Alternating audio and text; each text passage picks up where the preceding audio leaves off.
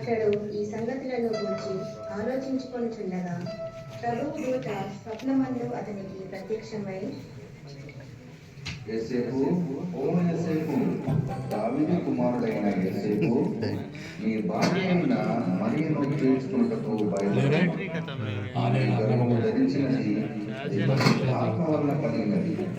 ఆమె ఒక కుమారుని కను, తన ప్రజలను వారి పాపం నుండి ఆయనే రక్షించు కనుక ఆయనకు యేసు అని పేరు పెట్టింది. యోసేపు నిద్ర మేలుకొని ప్రభువు దూత తనకు ఆజ్ఞాపించిన ప్రకారము చేసి తన భార్యను చేర్చుకొని ఆమె కుమారుని కనువరకు ఆమెను ఎరగకొన్నది. ఇందు మూలముగా యావత్ మందికి తెలియజేయనది ఏమనగా, ప్రజాసంఖ్య రాయవలనని కైసర్ అగుస్తు నిర్ణయించుట వలన ప్రజలందరూ తమ తమ స్వగ్రామాలకు వెళ్ళి ప్రజాసంఖ్య వ్రాయించుకోవాలహో.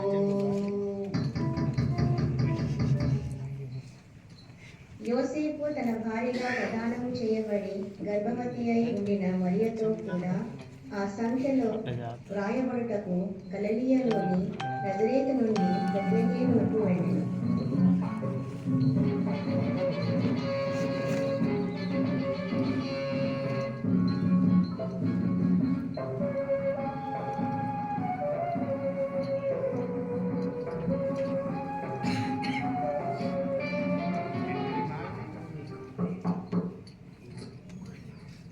అమ్మా, నా భార్య నిండు చూడాలి, కొంచెం స్థలం ఇస్తారా? మేమే చాలా మంది ఉన్నాం ఇక్కడ, మా సత్రంలో స్థలం లేదు, వెళ్ళండి అయ్యా. ఆ దేశములో కొందరు గొర్రెల కాపరులు పొలంలో ఉండి రాత్రి వేళ తమ మందను కాచుకొనుచుండగా,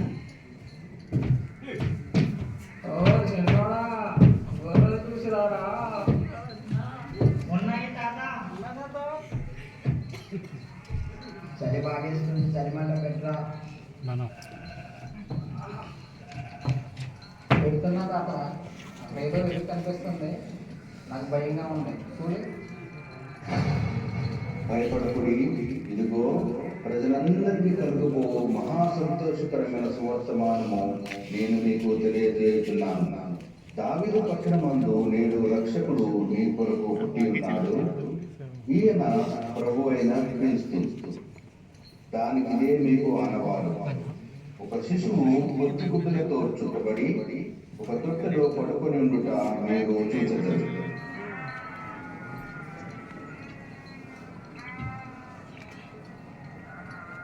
మన కోసం లోక రక్షకుడు పుట్టాడు, చూసి వస్తాం రండి.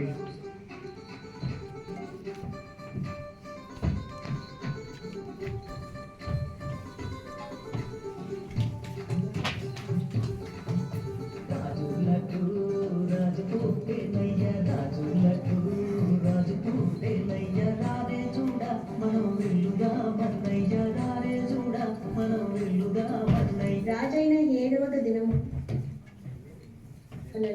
యూదయా దేశపు బెత్లెహేములో యేసు పుట్టిన పిమ్మట ఇదిగో తూర్పు దేశపు జ్ఞానులు యెరూషలేమునకు వచ్చి,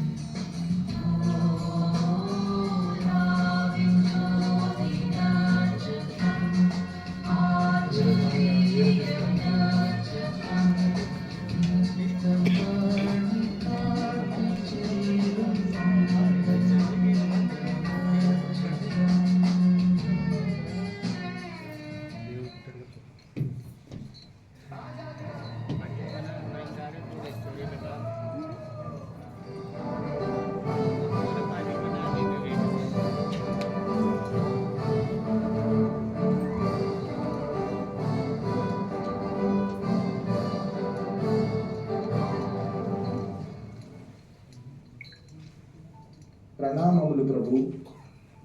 తూర్పు దేశపు జ్ఞానులు మీ దర్శనార్థము వచ్చి ఉన్నారు.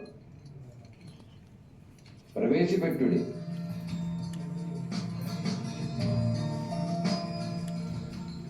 ప్రణామములు ప్రభు. యూదుల రాజుగా పుట్టినవాడు ఎక్కడున్నారు? తూర్పు దిక్కున మేము ఆయన నక్షత్రమును చూచి ఆయనను పూజింపవచ్చితిమి. ఎవరెక్కడ? శాస్త్రులను ప్రవేశపెట్టండి. చిత్తం మహాప్రభు. క్రీస్తు ఎక్కడ పుట్టును? యోదయ బెత్లహేములోనే. ఏల అనగా యోదయ దేశపు బెత్లహేమ, నీవు యోధా ప్రధానులను ఎంత మాత్రమును అల్పమైన దానివు కావు. ఇశ్రాయేలును నా ప్రజలను పరిపాలించు అధిపతి నీలో నుండి వచ్చును అని ప్రవక్త ద్వారా రాయబడి ఉన్నది. సరే, మీరు వెళ్ళి ఆ శిశువు విషయమై జాగ్రత్తగా విచారించి తెలుసుకొనగానే నేను వచ్చి ఆయనను పూజించినట్లు నాకు వర్తమానము తెండి.